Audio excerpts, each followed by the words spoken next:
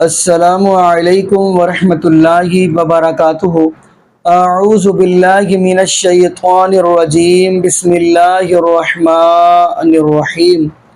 قل ان کنتم تحبون اللہ فاتبعونی یحببکم اللہ ویغفر لکم ذنوبکم واللہ غفور رحیم۔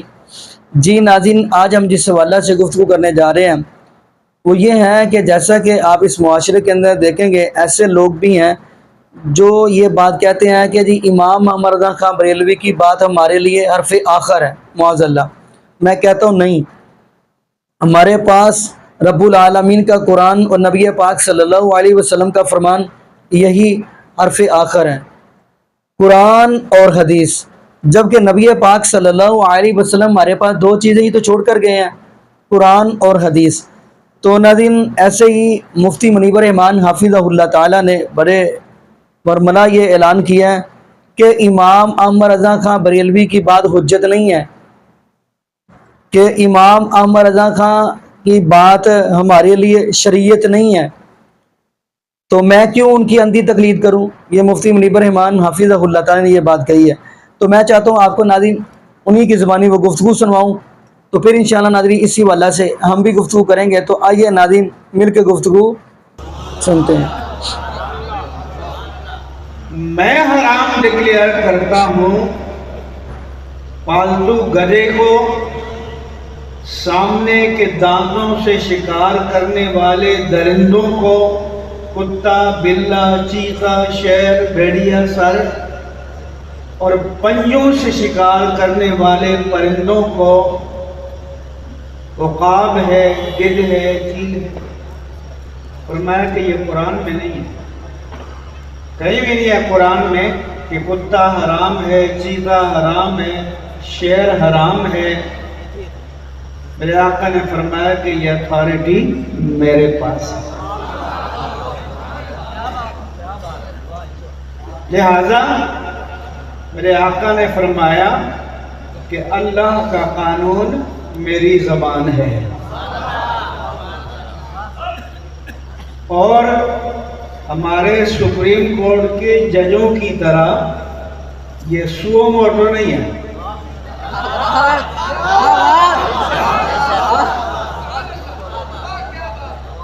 کہ خود آگے بڑھ کر ہاتھ میں لے لیں۔ یہ اتھارٹی آپ کو دی ہے تو رب مصطفیٰ نے دی ہے۔ فرمایا یحل لہم الطیبات وَيُحَرِّمُ عَلَيْهِمُ الْخَبَائِثَ۔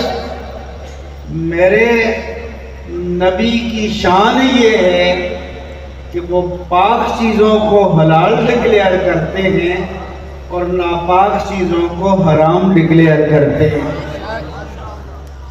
تو اتھارٹی کس کے پاس ہے؟ اتھارٹی مصطفیٰ کے پاس ہے۔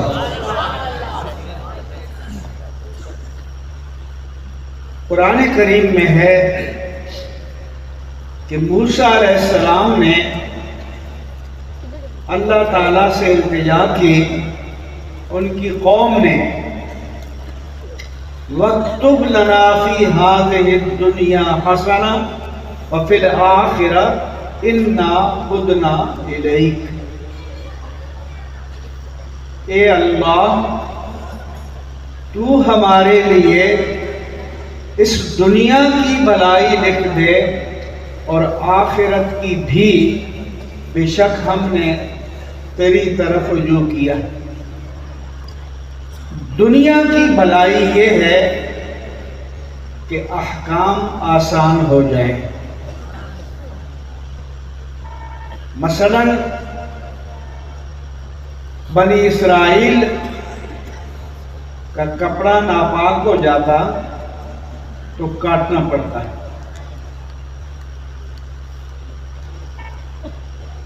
آپ کا کپڑا ناپاک ہو جائے تو دھوڑا لیں۔ بنی اسرائیل یا پہلی امتوں کو عبادت گاہ میں عبادت کرنے کی پابندی تھی، مگر میرے آقا نے فرمایا وَجُعِلَتْ لِيَ الْأَرْضُ مَسْجِدًا وَطَهُورًا۔ فرمایا کہ میرے لیے میرے رب نے ساری زمین کو پاک ڈکلیئر کر دیا کہ زمین خشک ہے، اوپر کوئی نظر آنے والی نجاست نہیں ہے، تو ننگی زمین پر جہاں نماز کا وقت آئے نیت باندھ کر قبلہ رخ ہو کر نماز پڑھ لو، نماز ادا ہو جائے گی۔ وہ قربانی کرتے، صدقہ دیتے یا مال غنیمت ہاتھ آتا استعمال نہیں کر سکتے تھے، کھلے میدان میں رکھتے، آسمان سے آگ آتی اور اسے جلا ڈالتی۔ اگر آسمان کی آگ نے جلا دیا تو صدقہ قبول ہو گیا، آسمان کی آگ نے نہ جلایا تو صدقہ ریجیکٹ ہو گیا۔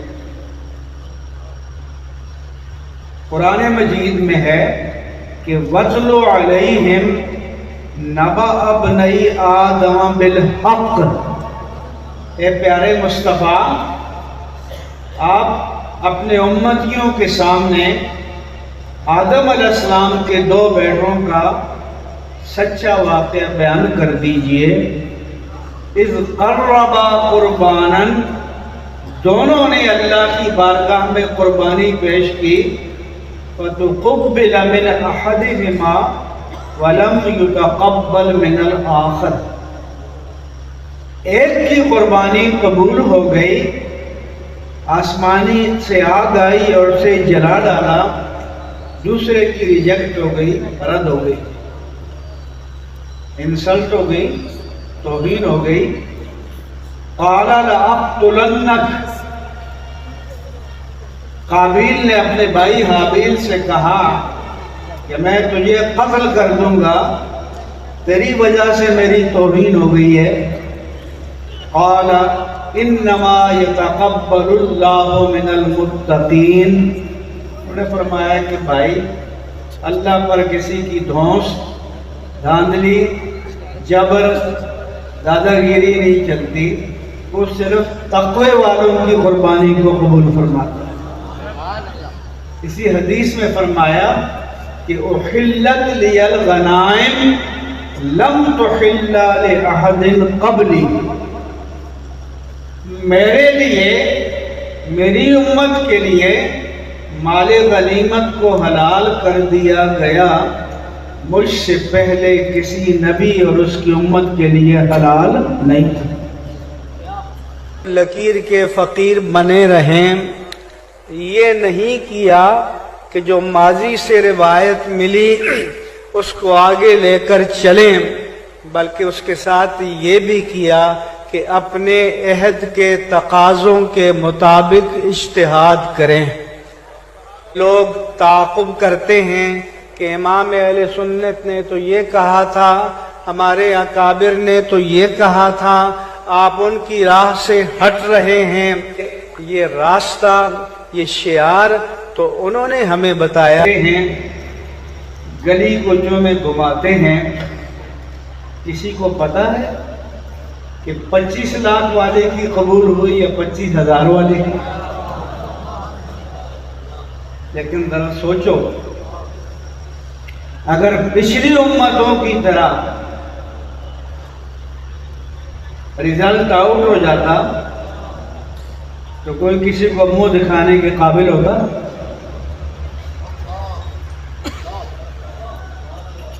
تو پھر یہ دعا کرو کہ یا اللہ، جس طرح تیری ذات کریمی نے اپنے حبیب پاک کے صدقے میں دنیا میں ہمارے عیبوں پر پردہ ڈال دیا، آخرت میں بھی پردہ ڈال دینا۔ جی ناظرین، آپ نے یہ ویڈیو مناظر فرمائی تو ناظرین میں اکثر یہ بات کہتا ہوتا ہوں، کیا ضرورت ہے کسی تیسرے کے پیچھے لگنے کی جبکہ نبی پاک صلی اللہ علیہ وسلم نے فرما دیا ہے، فرمایا عن المقدام رضی اللہ تعالی عنہ قال کان رسول اللہ صلی اللہ علیہ وسلم ترکت فیکم امرین لن تضلوا ما تمسکتم بہما کتاب اللہ و سنت رسولی۔ حضرت مقدام رضی اللہ تعالی عنہ فرماتے ہیں کہ نبی پاک صلی اللہ علیہ وسلم نے فرمایا میں آپ کے پاس دو چیزیں چھوڑ کر جا رہا ہوں، نمبر ایک اللہ کا قرآن، نمبر 2 نبی پاک صلی اللہ علیہ وسلم کا فرمان۔ فرمایا جب تک آپ ان دونوں کو مضبوطی سے تھامے رکھو گے آپ ہرگز گمراہ نہیں ہو سکتے۔ تو ناظرین، جب ہمارے پاس رب العالمین کا قرآن ہے، نبی پاک صلی اللہ علیہ وسلم کا فرمان ہے، تو کیا ضرورت ہمیں کہیں اور جانے کی؟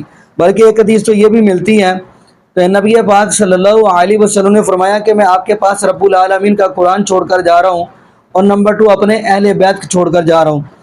تو ناظرین یقین مانیے جب ہمارے پاس رب العالمین کا قرآن ہے، نبی پاک صلی اللہ علیہ وسلم کا فرمان ہے، تو پھر ہمیں کہیں اور کی طرف دیکھنے کی ضرورت ہی کیا ہے؟ ہم جب بھی کوئی مسئلہ مسائل ہو تو ہم رب العالمین کے قرآن سے دیکھیں، نبی پاک صلی اللہ علیہ وسلم کے فرمان سے دیکھیں۔